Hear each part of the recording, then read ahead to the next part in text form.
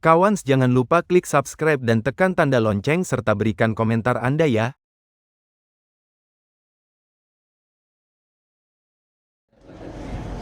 Kawan, hari ini kita mau bincang-bincang tentang IKK sama Pak Budi dengan Pak Khairul Aktif.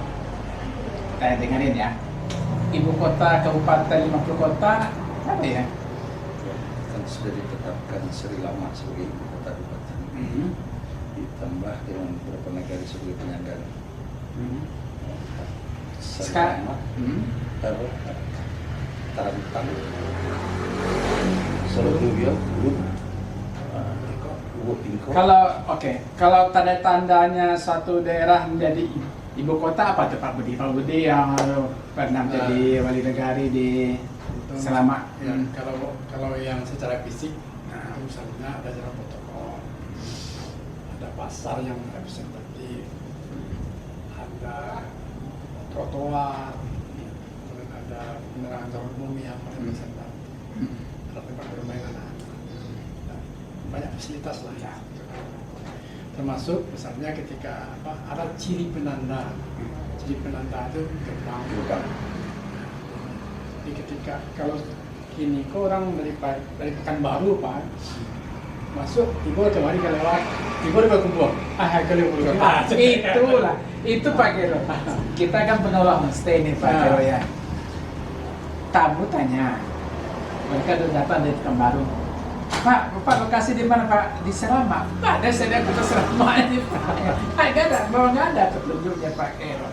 Padahal kita ini ibu kota Serama. Apa sih kendalanya itu Pak Khairul?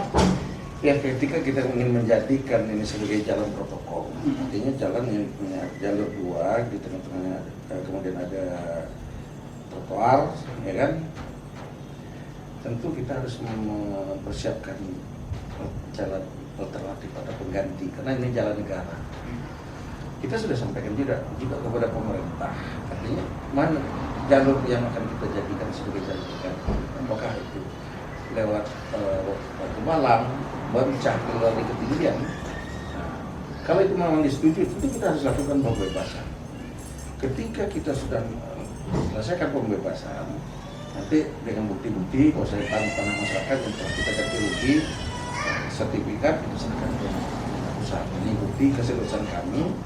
Ya, jadi silakanlah pemerintah pusat nanti akan membangun jalur tersebut. Setelah itu dibangun, nanti baru ini kita bangun. Ini kan belum. Kenapa ya? Apa kendalanya itu Pak? Saya terus terang nih Pak Khairul ya, karena saya sering kan, sebetulnya saya kan tinggal di Jakarta nih, bawa kendaraan darat bawa ke Jakarta, sampai di Dharmasraya itu Pak Khairul jalan dibagi dua itu, jalan protokol ya.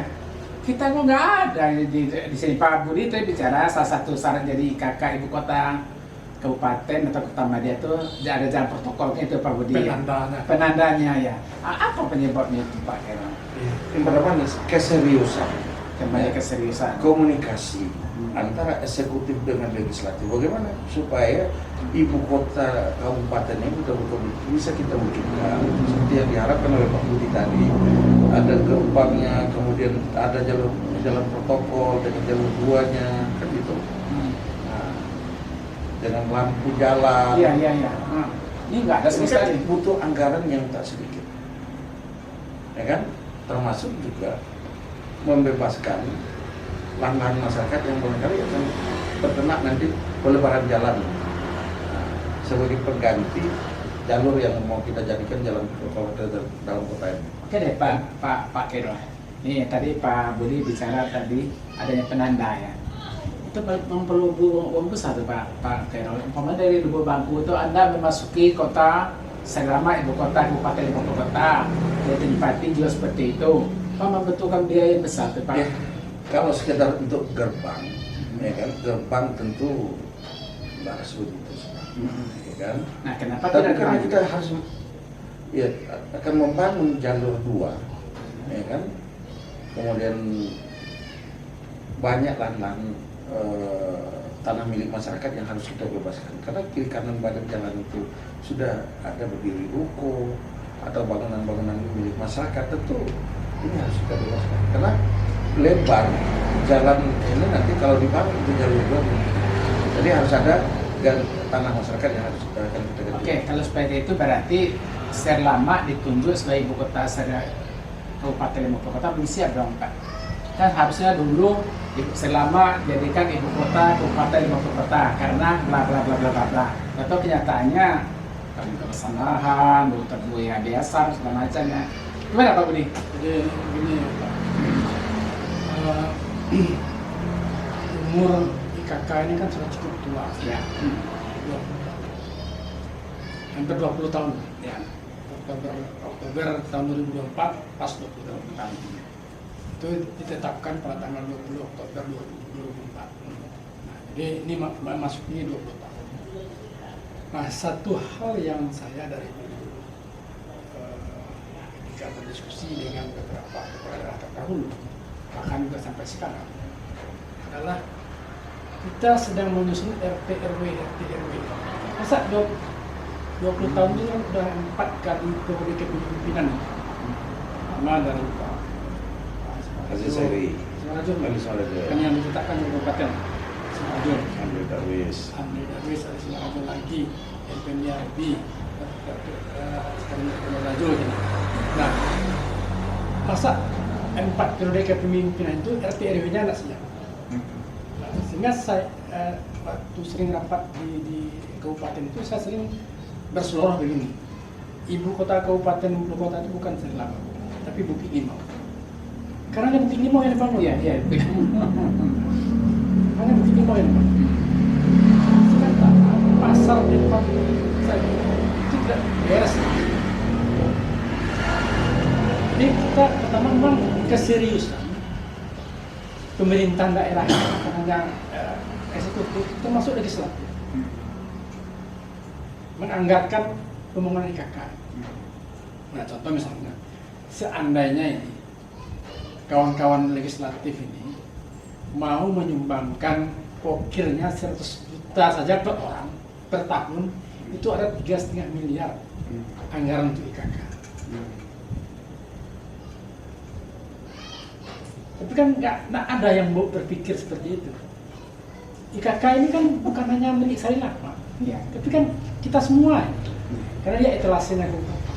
Kalau dari tahun 2004 itu dianggarkan 3,5 miliar khusus untuk pengembangan IKK. Itu sudah clear ini. Di seluruh Indonesia mungkin yang tidak jelas bentuk ibu kota kabupatennya hanya ibu kota. Yang tidak jelas bentuknya. Ya. Gimana Pak Geno? Ini saya jujur mengakui memang kelemahan kita itu seperti yang disampaikan Pak Budi tadi, kita baik itu eksekutif maupun legislatif tidak serius. Tidak legislatif dan tidak serius. Karena komunikasi dari dua sisi itu kan tidak. Kalau bupati mengajak, bagaimana kita? Mari kita duduk bersama. Bagaimana cara menata ibu kota kabupaten kita ini? Supaya bisa orang dari luar itu membedakan, oh kita udah sampai di ibu kota Limpopo Kota, di kota Serlama. Bagaimana kalau seperti yang diharapkan Pak Budi tadi, udahlah kita kurangi pokoknya masing-masing 100 juta, tapi jelas gunanya berapa? Bikin trotoar atau pembebasan lahan secara bertahap, tidak ada persoalan, tapi pembahasan yang seperti itu tidak pernah dilakukan. Kenapa DPRD bersikap seperti yang kita sayangkan bahwa kita ketika kita melakukan pembahasan anggaran sudah ada kesepakatan, tapi kadang-kadang kesepakatan itu sering diingkari oleh kepala daerah. Nah, jadi yang mengingkari itu bukannya DPRD, bupati, karena bupati yang punya kewenangan untuk memangkas pokir-pokir DPRD. Itu pokir itu kan uangnya di mereka, kegiatannya pun juga mereka. DPRD itu hanya menentukan lokus dan nama kegiatan. Jadi sebenarnya Tidak ada masalah ya? DPRD tidak ada masalah. Nanti kita harapkan aja kepala daerah yang baru terpilih yang baru ini ya, mampu untuk menjaga komunikasi dengan DPRD. Saya yakin kalau yang baru terpilih nanti bisa ya sesuai dengan apa kita harapkan, mereka membangun komunikasi yang baik ya. Dan DPRD apa yang diharapkan oleh masyarakat Sari Lama ya, agar ibu kota kabupaten ini jelas dan bisa dibedakan oleh tamu-tamu dari luar. Hanya kita termasuk, saya yakin itu bisa kita. Ada pertanyaan tuh, saya cukup kaget juga nih Pak Budi, Pak Kairo. Berarti ada disharmonisasi dong antara legislatif dengan eksekutif. Ya, Pak. Itu nggak ada asap kalau tidak ada api. Itu ada penyebabnya, Pak. Ya. Itulah kadang-kadang niat tadi. Kalau niat kita itu membangun daerah ini secara bersama-sama, apa yang dikatakan disharmonisasi itu tidak akan terjadi. Tapi ketika orang ini sudah merasa mempunyai kuasa, kadang-kadang mereka menggunakan bagian mereka itu. Saya menggunakan lebih dalam ini kan politik. Kami pun juga orang politik, karena menjadi korban politik ya Pak. Pak Budi, Pak tanggapan Pak Budi. Orang politik jadi Korban politik. Jadi yang mungkin ini yang banyak barangkali menjadi catatan kita. Yang pertama, kita yang masyarakat KK ini mungkin perlu juga membangun kekuatan tawar yang kuat baik ke bupati maupun ke DPRD. Nah, selama ini kita masih ramah lah terhadap kedua kantor ini di atas. Nah, ke depan saya kira kita perlu bertegas-tegas bersama tokoh-tokoh masyarakat yang lain. Ini bukan bermaksud mengkompori, tapi bagaimana kita betul-betul membangun ibu kota kabupaten yang menjadi milik kita bersama. Bukan kepentingan negara selamat saja, tapi kepentingan bersama. Bagaimana semua pihak bisa dilayani Pak KK ini dengan paling benar. Karena kan saya lama sebagai ibu kota kabupaten menjadi pusat pelayanan pemerintah daerah. Nah, kalau jalannya macet, perkampungannya kotor, itu tidak membuat kita semua nyaman. Atau misalnya nanti banyak persoalan sosial kemasyarakatan yang terjadi di sekitar KK misalnya bisa kita manage dengan baik. Ini kan juga berdampak pada kenyamanan masyarakat dari berbagai pelosok yang datang ke KK untuk mendapatkan pelayanan. Ini yang barangkali perlu ada komitmen bersama. Tidak hanya sekedar tercantum dalam RPJM, tetapi ada aktualisasi dalam politik anggaran. Nah, misalnya seperti ada badan khusus yang mengelola IKK ini, dan percepatan pembangunan kota kabupaten yang melalui Perbu. Nah, dengan demikian itu ada anggarannya.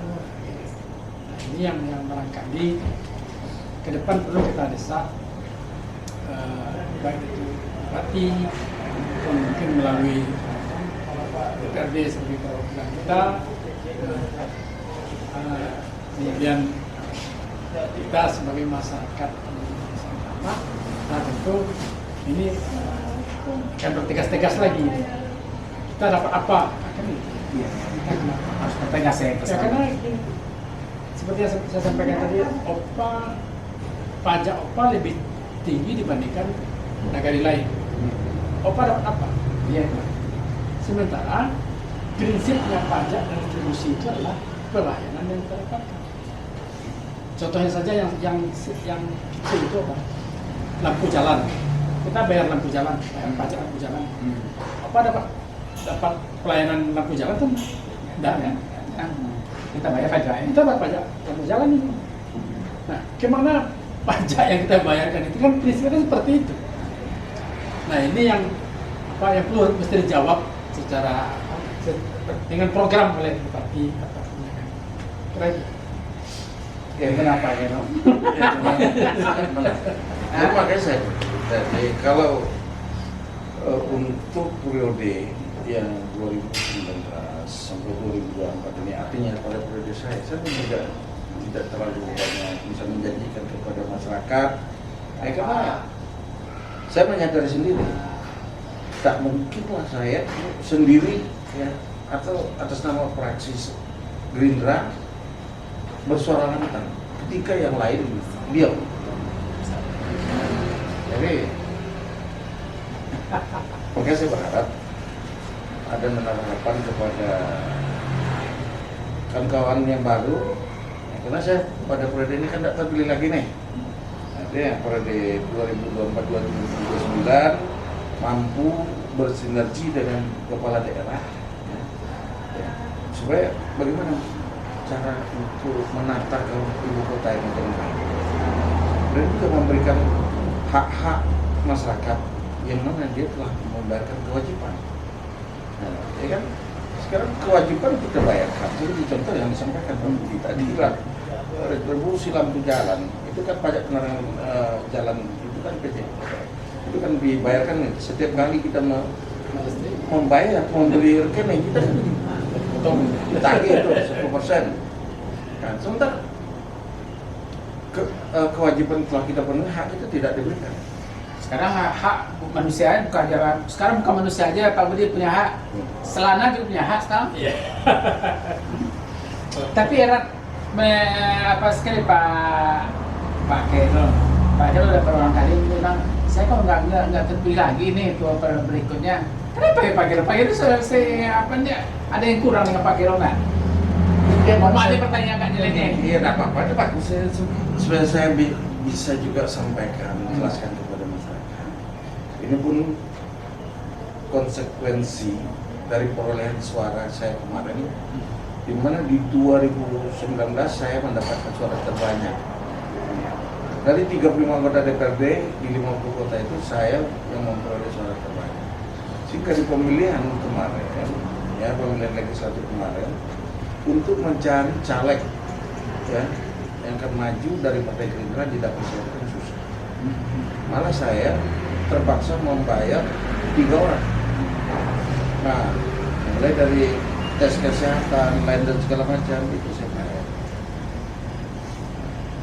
Sepeda mau ya kita kan 5 orang loh. Nah, terus yang satu lagi kita coba untuk tidak terlalu agresif supaya ada rasa percaya diri dia berjuang. Jadi saya santai agar dia bersemangat. Tapi kalau saya terlihat agresif, dia wah saya nggak akan dukung juga. Oh, Maka ini konsekuensi. Dan juga ada faktor efek Gibran efek. Itu jelas. Karena dari 13 kota dan kabupaten termasuk di provinsi pimpinannya itu kemarin Gerindra sekarang tidak ada sama. Jadi dalam Banyak faktor. banyak tapi mana tahu ya, ini tidak terpilih ada rencana Tuhan di balik itu. Jadi Ya, kepala daerah. Nah, kita dukung beliau. Karena beliau punya cita-cita yang luar biasa buat ibu kota Kabupaten. Saya kalau beliau maju, saya ingin fokus dulu untuk membenahi sekaligus introspeksi. Karena ini saya sebetulnya untuk jadi anggota DPRD ini nggak begitu terlalu berminat kemarin karena di 2014 itu kan saya telah membayarkan anggota DPRD dari Penampilan orang teman saya biaya saya modalin untuk menjadi anggota DPRD. Malah sebelum dia dilantik saya kasih gaji sampai dia dilantik setelah menerima gaji sudah saya terima. Kemudian di 2019 ya, karena ada sesuatu yang mana sebelumnya juga saya sudah coba untuk rekon lagi sama dia kan untuk duduk berunding Saya berharap dia maju, saya urus Nagaria itu. Tapi ketika itu tidak terwujud dan itu juga yang memaksa saya harus maju karena saya tidak mau Nagari saya itu kehilangan pejuang, ya kan, menambah anggaran Nagari. Karena DPRD itu kan juga pas anggota itu lebih fokus dia kepada Nagari itu sendiri. Ya, kalaupun daerah-daerah lain posisinya itu ya tidak seberapa lah. Berarti dia lebih cenderung berbagi dengan Nagari itu sendiri. Oke. Nampaknya diskusi kita bersambung kayak ini Pak Ya. Budi. Ini udah lebih 1 jam ya. Tapi benar. Nggak terasa Ya. sejam aja. Iya, harus kita. Tapi beliau ini luar biasa. Saya dan ini guru, ya, guru saya. Saya selalu memantau data banyak dari beliau. Bagaimana beliau itu ya begitu vokal ketika jadi wali negara. Tak ada yang tak kenal dengan Pak Budi. Mana beliau sempat menjadi ketua Perwanaliko. Beliau sama dengan Karnilias. Karena yes. Iya, orang buta nggak ada yang kenal sama Karnilias, orang buta juga tahu dengan suaranya dan Karnilias. Saya banyak belajar. Kau cukup deh, boleh bersambung ya. Oke lah, terima kasih Pak Kero, Pak Budi. Apa kita cerita itu bersambung? Banyak. Mungkin jangan hanya di sini aja Pak Budi. Pokoknya kita hajar Pak Kero. Hah? Mungkin supaya lebih aku mungkin dikatai dia. Iya. Suatu saat nanti saya akan ngajak Pak Kero kan di das dengan aliran sungai kita di mana itu. Atau di apa di